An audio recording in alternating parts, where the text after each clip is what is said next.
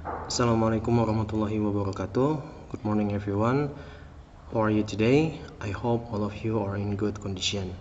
Oke, selamat pagi semuanya. Kita kembali lagi ke perkuliahan Bahasa Inggris 2, di mana pada Bahasa Inggris 2 ini kita lebih terfokuskan pada Master of Ceremony Context, gitu ya. Nah, seperti yang sudah Bapak jelaskan di pekan-pekan sebelumnya, untuk penilaian besar daripada Master of Ceremony ini adalah penilaian praktek. Jadi teman-teman seperti yang sudah diinfokan terdahulu akan membuat video, yakni merecord diri teman-teman, baik itu menggunakan HP ataupun perangkat digital lainnya, yang mana suaranya itu sudah bagus gitu ya. Pastikan suaranya bagus dan gambarnya juga jelas, tidak terdistraksi atau tidak terganggu dengan suara-suara yang ada di sekitar, sehingga video yang jadi pun menjadi bagus gitu, menjadi enak untuk ditonton, dan buat Bapak sendiri jadi enak untuk menilai. Nah, oke. Pada kesempatan kali ini, tentu sebelum Bapak memberikan praktek itu, ujian praktek gitu ya, Bapak akan sedikit menjelaskan rambu-rambunya. Nah, sebenarnya dalam praktek ini Bapak lebih nyamannya menyebut sebagai kontes. Kenapa kontes? Karena Bapak ingin membuat ini sebagai kompetisi buat teman-teman. Otomatis ada hadiahnya. Nah, cuman kalau ditanya apa hadiahnya, ya kita Bapak urungkan dulu untuk menjelaskan itu, karena nanti itu akan ada sendiri. Kenapa kontes? Kenapa Bapak buat seperti kontes? Kita lihat di slide selanjutnya.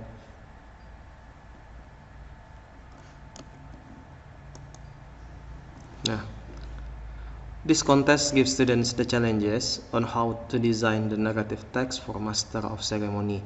Jadi kontes ini sebenarnya untuk menantang teman-teman gitu ya, untuk memberikan teman-teman tantangan bagaimana cara membuat teks MC namun dikasih clue. Jadi kita tidak bisa milih sendiri. Ada clue tersendiri yang sudah Bapak siapkan, dan itu merupakan tantangannya. Jadi apakah teman-teman bisa memformulasikan komponen-komponen yang sudah kita pelajari sebelumnya, ada person, ada vocabulary, ada agenda, ada sequence, dan macam-macam itu. Bisa enggak hal-hal yang seperti Bapak sebutkan tadi itu dibuat ke dalam teks MC sesuai dengan clue yang Bapak berikan. Nah, itu dia tantangannya. They also assign to design the agendas, person, etc. in which related to the given them education. Nah, di sini teman-teman juga dituntut untuk mendesain konsep acaranya seperti apa, acara-acara yang ada di dalamnya, sub-subnya itu seperti apa, tamu-tamu yang diundang siapa dan posisinya apa, seperti itu. Kemudian dan topik yang dan tema yang akan Bapak berikan ini, tema besarnya adalah pendidikan, education. Kita lanjut. Nah, di slide ini Bapak akan menjelaskan tema dan topik. Kita harus tahu apa bedanya tema dan topik dulu ya. Kalau misalnya tema itu adalah konsep besarnya, sedangkan topik adalah pecahannya. Jadi adalah the small piecesnya, adalah bagian terkecilnya. Oke. Bagaimana nanti itu diaplikasikan ke dalam teks MC teman-teman? Bapak akan jelaskan lebih lanjut. With the given theme, participant will conduct an appropriate topic for the seminar, which assure for being up to date and related for the current situation, so it can attract audiences to attend. Nah, maksudnya di sini adalah dengan tema tadi yang Bapak berikan itu tentang pendidikan, teman-teman akan membuat beberapa topik. Nah, beberapa topik untuk diseminarkan dan memastikan bahwa topik tersebut itu up to date gitu ya. Up to date, mempunyai sifat keterbaruan, dan kemudian related for current situation. Artinya berkaitan dengan situasi yang sekarang ini sedang terjadi atau yang sekarang terjadi di sekitar kita, sehingga nanti topik itu akan menarik para audiens untuk datang untuk menyimak penjelasan daripada narasumber tentang topik yang diberikan. Nah, contoh gambarannya seperti ini. Karena ini temanya adalah pendidikan, maka kita ambil saja pecahannya adalah untuk yang sekarang ini belajar di masa pandemi, kemudian keterbatasan alat misalnya atau keterbatasan perangkat. Nah, di situ teman-teman bisa membuat topik-topik lagi, yang mana nanti topik-topik itu bisa teman-teman masukkan di materi setiap keynote speaker. Jadi kan yang namanya dalam MC itu pasti ada narasumber. Teman-teman boleh pakai 2, 3 atau lebih dari 3 pun tidak masalah. Tapi setiap orang akan memberikan penjelasan yang berbeda, cuman masih dalam konteks yang sama. Si A memberikan topik tentang inovasi teknologi selama belajar di masa pandemi.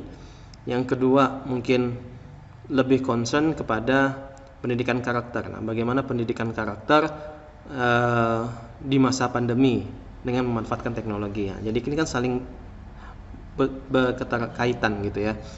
Nah, itu. Di sini tentunya yang ingin Bapak nilai adalah bagaimana kepekaan teman-teman terhadap lingkungan sekitar, bagaimana kepekaan teman-teman terhadap dunia pendidikan yang viral saat ini, yang mungkin terjadi di sekitar teman-teman. Nah, dan mungkin itu menjadi kegundahan teman-teman dan teman-teman angkat itu dalam sebuah seminar.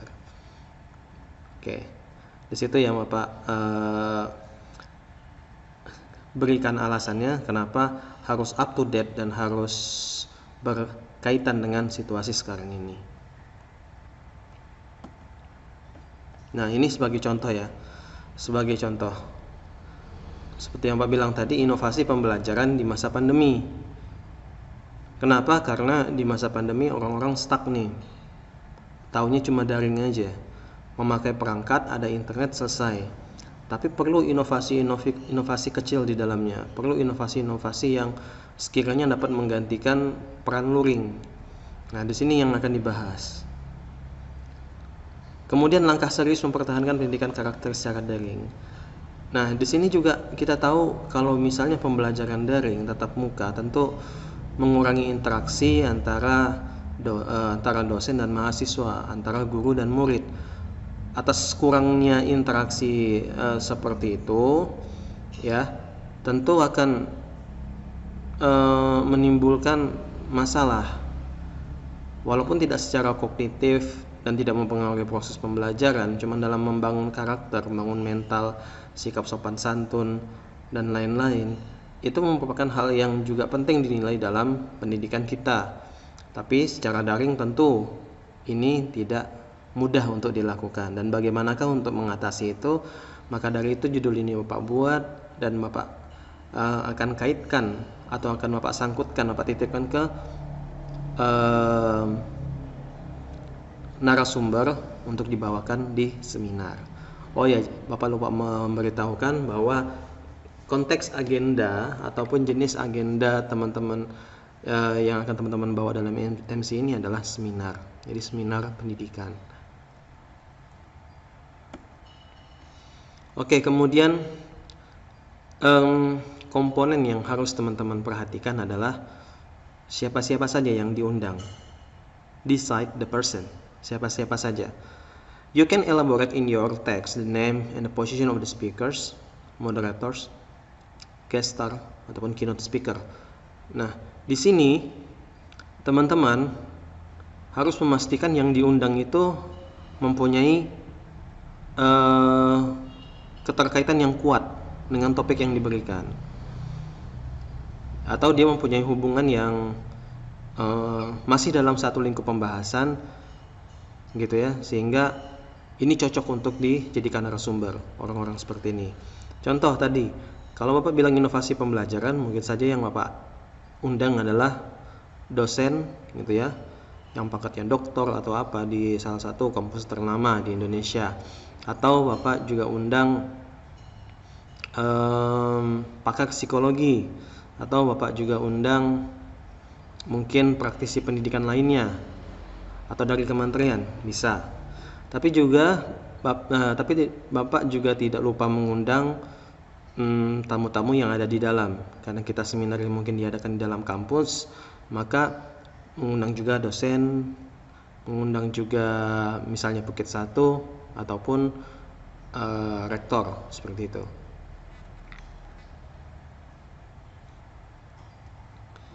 Nah, selanjutnya set your agenda and manuscript. Dan teman-teman di sini ketika sudah menentukan orangnya, siapa-siapa yang akan diundang, silakan diatur ya, agendanya apa, sub-subnya apa, pembagian-pembagiannya apa, dan kemudian juga disiapkan manuskripnya. Manuskrip itu ya sama kayak teks, sama kayak naskah gitu ya. Nah, what kind of agenda is suitable for the seminar? Agenda-agenda apa saja yang cocok untuk dimasukkan ke dalam seminar? Kemudian how do you set the manuscript? Bagaimana teman-teman akan menyusun naskah tersebut? And does it sound right for your ears and audiences? Dan apakah manuskrip ataupun naskah yang sudah teman-teman buat dari segi bahasanya dan lain-lain enak didengar oleh audiens? Nah, itu adalah pertanyaan-pertanyaannya. Di sini Bapak tegaskan lagi, di tulisan bawah itu Bapak ada sebutkan, my student have already known the basics, but I know some of them feel like for detail.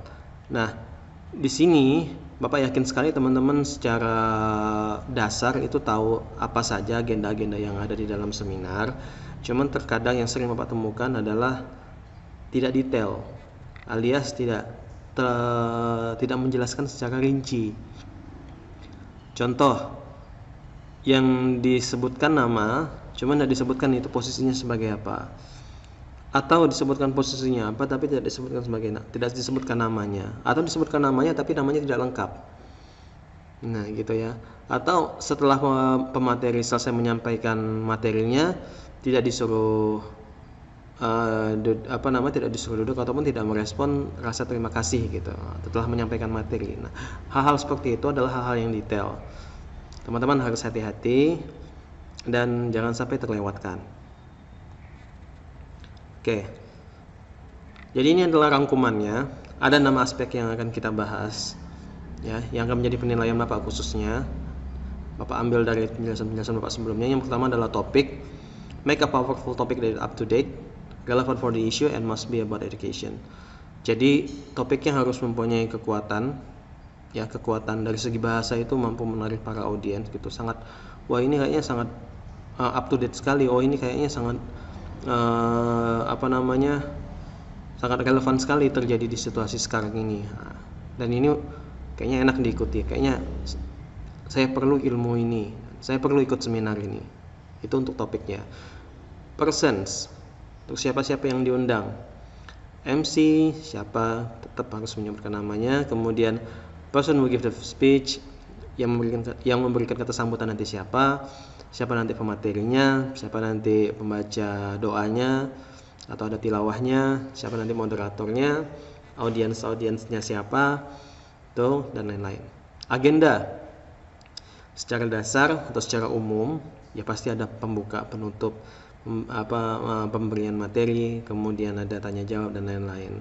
Tapi di sini mungkin akan sedikit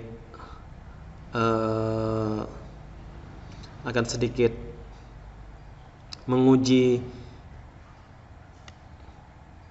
pendapat Bapak, apakah teman-teman dapat membuat agenda yang mungkin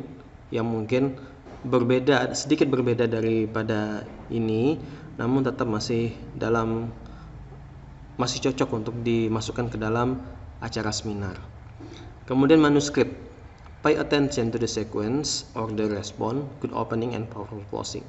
Nah, untuk manuskrip sendiri teman-teman harus perhatikan sekuensnya, urutannya, harus perhatikan bahasa-bahasanya untuk merespon dan lain-lain. Dan dalam naskah teman-teman harus diusahakan untuk mempunyai good opening yang bagus ya, sehingga orang-orang ketika mendengar pembukaan dari MC itu dia langsung melek matanya gitu, langsung telinganya langsung terbuka gitu, hatinya langsung oke, ini kayaknya enak tuh diikuti, ini kayaknya seru kalau diikuti. Kemudian jangan lupa untuk memberikan powerful closing. Powerful closing ya, sebagaimana ketika ending dalam satu acara ya harusnya penutupnya juga memberikan kesan tersendiri gitu ya. Biasanya ya dalam acara-acara seminar, sudah diberikan materi atau penjelasan daripada speaker. Kadang ya maklum saja ada yang ngantuk mungkin karena capek, ada yang bosan, ada yang main HP dan lain-lain. Dan yang ditunggu-tunggu adalah MC-nya di saat terakhir, kapan selesainya acara. Nah, di situ biasanya peran MC juga mengcover intisari daripada penjelasan materi yang tadi. Sehingga sebelum pintu ditutup gitu ya, sebelum ditutup dengan salam, MC memberikan pesan yang kuat gitu, memberikan kesan yang kuat kepada audiens. Ini loh intisari daripada materi kita hari ini. Walaupun itu hanya sebatas 2 atau 3 patah kalimat, tapi kalau misalnya itu powerful, kalau itu sangat-sangat berkesan, tentunya sangat bagus sekali buat audiens. Language. Nah, language ini tidak Bapak bahas sebelumnya, karena di sini akan Bapak kasih tips saja. Yang pertama, jangan ambil konten dari internet. Jadi teman-teman kalau misalnya browsing di internet sah-sah saja, ambil dari internet sah-sah saja, tapi jangan sampai kalau misalnya ada satu teks teman-teman copy semuanya, masukkan ke Word gitu ya, kemudian ditranslate semuanya. Itu menurut Bapak bukan tidak etis. Lebih daripada itu, sebelum nyampe etis, teknisnya malah lebih salah lagi gitu ya. Karena Bapak sendiri sudah pernah meneliti bagaimana cara kerja Google Translate. Teman-teman copy naskah satu teks, kemudian masukkan ke dalam Google Translate, dan harapannya itu akan jadi secara instan, dan beneran terjadi secara instan, namun bahasanya amburadul, tidak sesuai dengan konteksnya. Kenapa seperti itu? Ya karena mesin translate ya dibuat berdasarkan konteks orang sana, dan konteks budaya berbahasa kita dengan budaya berbahasa orang sana, pola pikir kita dan pola pikir mereka itu berbeda. Sehingga yang disesuaikan adalah pola pikir sana. Mereka akan mengikuti budaya mereka. Sehingga bahasa kalau misalnya ditranslatekan satu naskah full malah tidak masuk lagi. Malah akan terjadi banyak miskonsepsi di situ. Ya, contoh semisal teacher, guru, tapi ditranslate itu tutor. Benar, dua-duanya adalah pengajar, tapi tutor sama guru di Indonesia tempatnya lain. Ya. Sehingga kalau dipakai tutor sangat, ini kok tutor, bukannya guru sebenarnya seharusnya. Itu kan berarti ada ketidakcocokan antara konteks ini sama konteks sana. Jadi gimana caranya? Bagusnya teman-teman silakan copy per paragraf ataupun per kalimat. Itu masih lebih aman ketimbang satu naskah full. Oke. Kemudian performance. Sebelum masuk ke performance, untuk di language-nya,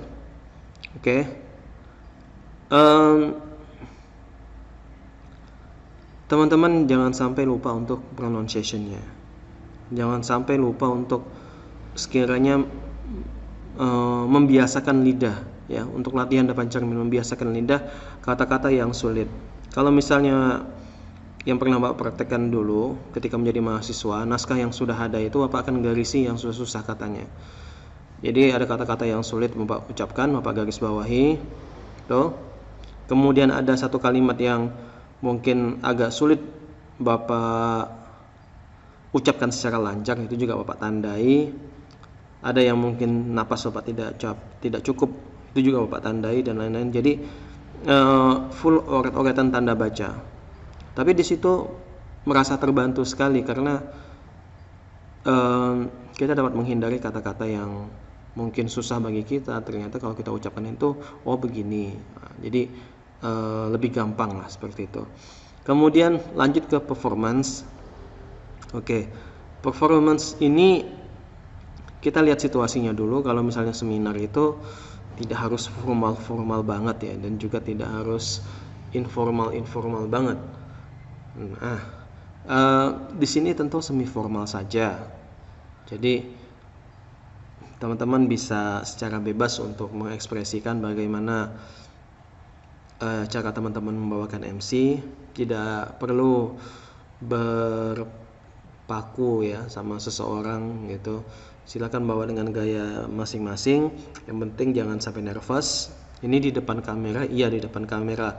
Cuman tentu teman-teman tidak mau sampai mengulang beberapa kali take video. Jadi usahakan di depan kamera, di depan mata teman-teman itu bukan kamera tapi orang-orang yang sedang melihat, sehingga nanti feel-nya serasa oh ini lagi MC beneran gitu. Nah, don't take too much reading, jangan terlalu banyak baca teks.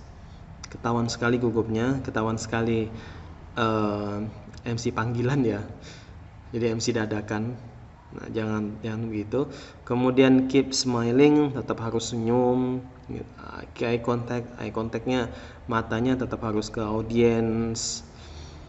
Kalau misalnya di HP, mungkin kalau Bapak sendiri ya, itu teman-teman kan biasanya pakai kamera depan, sehingga waduh kelihatan ya setengah badannya ini segala macam. Tapi kalau misalnya Bapak sih lebih cenderung pakai kamera belakang, dan yang Bapak fokuskan sendiri adalah lensa yang kecilnya itu. Jadi ya sudah, karena itu kecil ya Bapak anggap yang di depan Bapak juga kecil gitu. Jadi enggak perlu khawatir, enggak perlu resah dengan yang setelan kita waktu itu. Yang penting ya sudah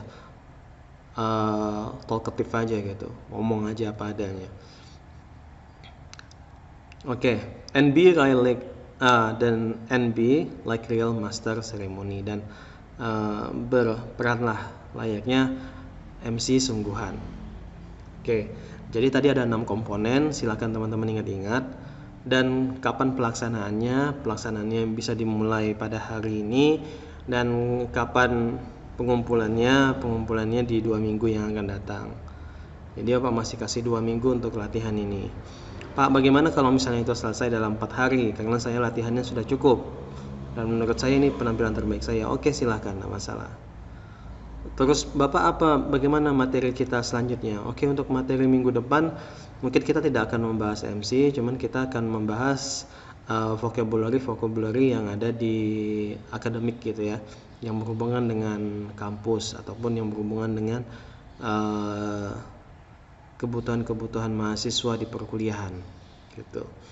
Dan dalam artian mungkin di pikiran teman-teman terlintas seperti ini, oh berarti 2 minggu ke depan itu adalah nilai praktek yang mungkin diambil untuk nilai akhir. Kemudian setelah itu ya sudah materi-materi yang terlepas daripada MC. Nah, karena menurut Bapak materi MC cukup sampai di sini, tidak perlu panjang lebar. Jadi kedepannya kita bisa membahas hal yang lebih banyak lagi, tapi masih berkaitan dengan dunia akademik. Oke, itu saja yang dapat Bapak sampaikan. Selamat berlatih, selamat mencoba. Sabar itu perlu, ya, jangan terlalu tergesa-gesa juga. Ingin bagus boleh, tapi harus ingat untuk bagus itu juga ada bayarannya, yaitu usaha yang seimbang. Sekian dari Bapak. Assalamualaikum warahmatullahi wabarakatuh.